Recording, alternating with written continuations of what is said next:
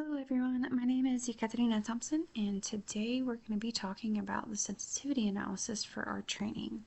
So I'm going to talk about how the sensitivity analysis fits under the capital budgeting toolbox, why we should be using it, how to identify the variables for the analysis, and how these variables help us create a big picture that we can use with risk-taking for our projects and investments. So first and foremost, what is capital budgeting? Businesses need to be able to plan and strategize before committing to a large investment, such as the purchase of expensive equipment, funding a new project, or establishing more locations out of which they can operate.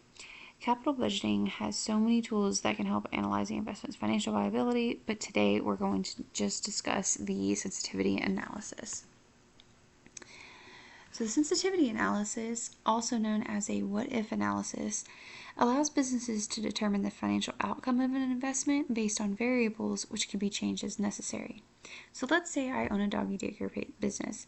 I decide to incorporate a pickup or drop-off service to better serve my existing clientele and expand my customer base.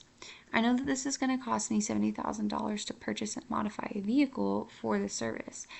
But what if my sales drop by 5%? Or what if the cost of gas jumps up and then that increases the cost of a tank of gas by $10 every time I fill up? So essentially, I need to know how sensitive the investment is to changes with any assumptions I use to plan for this project, like the basic operating costs or the customer demand. So when we talk about capital investments, we're talking about long-term investments that have an inherent level of uncertainty.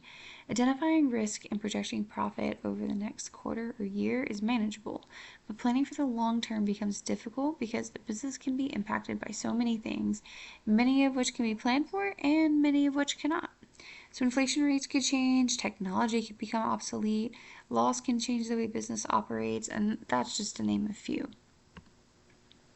So when we're trying to identify variables, we first need to figure out what variables should we be testing.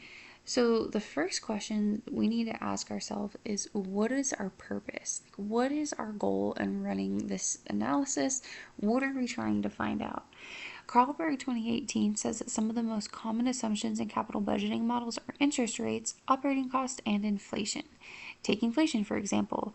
We can input a realistic but hypothetical change of 2% for inflation. Irons 2019 stresses that these inputs have to be a realistic representation of uncertainty. Carlberg 2018 did a great job explaining how to model this in Excel. So once an important input is chosen, like unit cost, for example, changes can be input to show that maybe it'll go up or down 7%. From there, the new NPV or IRR can be calculated, and that lets us see the range of possible results or impacts instead of just the expected outcome. So capital budgeting tools are useful, but they aren't all-encompassing. For example, maybe the project or investment is achievable financially only if the business cuts corners elsewhere. So if the only way to make the project a success is to switch to a supplier whose values don't align with the company's values, perhaps their sources are questionable or maybe even illegal, then your business takes a significant risk when it comes to maintaining support from your customer base. So Irons 2019 stresses that the customer response has a major influence on whether or not the investment would be a logical choice. So there are a few methods that can be used to factor in the risk of our budget. The scenario analysis presents the best, the base, which is like the middle road, and the worst case scenarios. It allows the business to plan for problems instead of attempting to solve problems once they arise. Carlberg 2018 explains that this method is not only easy to understand, but it's also simple to generate in Excel. The risk-adjusted discount rate uses the same logic as determining interest rates for risky loans. The higher the risk, the higher the rate. Irons 2019 says that by doing this, we can make sure that our expectations for the investment's return profit are actually realistic. And then the last one we're going to talk about is the Monte Carlo simulation. This simulation provides decision makers with a wide range of potential outcomes. This one's great because it uses statistics to gauge the uncertainty of an investment. Carlberg 2018 says that this comes in handy for investments that are really complex or particularly uncertain. So using these tools to analyze the risk from a different perspective allows one to figure out if the project or investment is feasible by using data other than just numbers. So the big takeaway I feel from the sensitivity analysis is we're looking at the what if questions that keep us up at night. So what if my cost of goods increase?